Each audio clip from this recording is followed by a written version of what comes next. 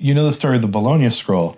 So there was this meeting in 1530 between the Holy Roman Emperor and the Pope, and one of the things they discussed was King Henry's great problem, which was he wants a divorce. And the Holy Roman Emperor says, well, you know, here in Bologna, we have the original Pentateuch written by Ezra, which is what they believed, is what, you know, they would tell visitors to this church in Bologna. This isn't just a Torah scroll, it's the original one written by Ezra. So they open it up to see, does it have the verse that Henry is citing as his justification for the divorce? And today we have that scroll, and that verse has been erased. Which is really strange because we have an account from 1531 which says they found the verse and decided we don't care what the verse says, we do what the Pope says.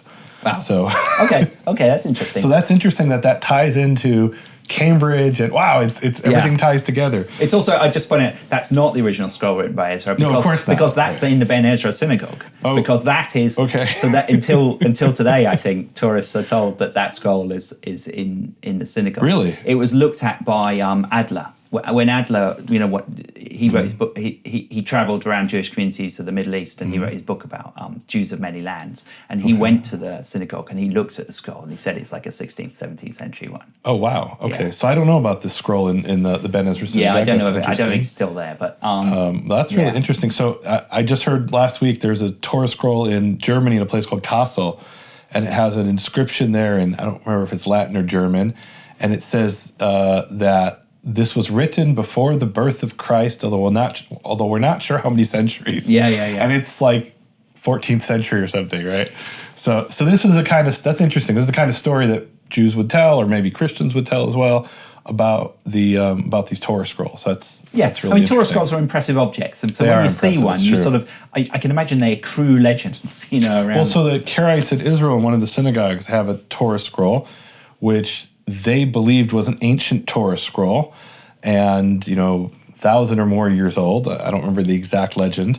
And so I got some photos of it and sent them to some people who know Torah scrolls about dating them. And I want to say it was like a 19th century Syrian scroll or something like that, right? But it's a much better story to say it's 1,000 years old. And look, it was old, right? Yeah. But 19th century isn't really that old. Yeah. That means this legend couldn't be that old, right? This is a legend probably from the last generation or two, where they're like, oh, this is a really old scroll, and then they project it back further in time. It shows you how quickly these legends can develop. You can see that. And maybe, over time the scroll changes, and each time it gets a new, as they throw away the old scroll, this one is the new one, but this one is old. Or this is the old one we don't use.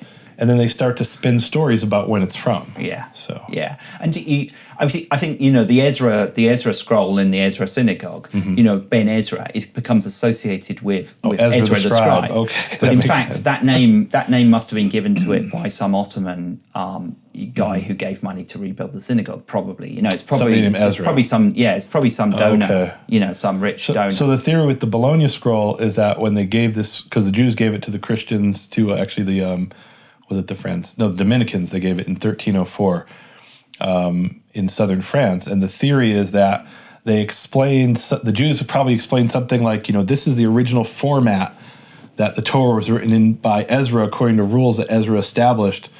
And then that kind of got misconstrued and misunderstood to this was the scroll that Ezra himself wrote. Yeah. Right? Or maybe they just made it up. Who knows? That's it. It's the problem. And the name Ezra always gets, it's sort of, over time, everyone always associates the name Ezra with the Ezra. Well, in the Talmud, we have the Sifrei HaAzara, the temple courtyard manuscripts of the Torah, and that's corrupted in some manuscripts to the scrolls of Ezra. Right, as if Ezra himself wrote them. So. Yeah.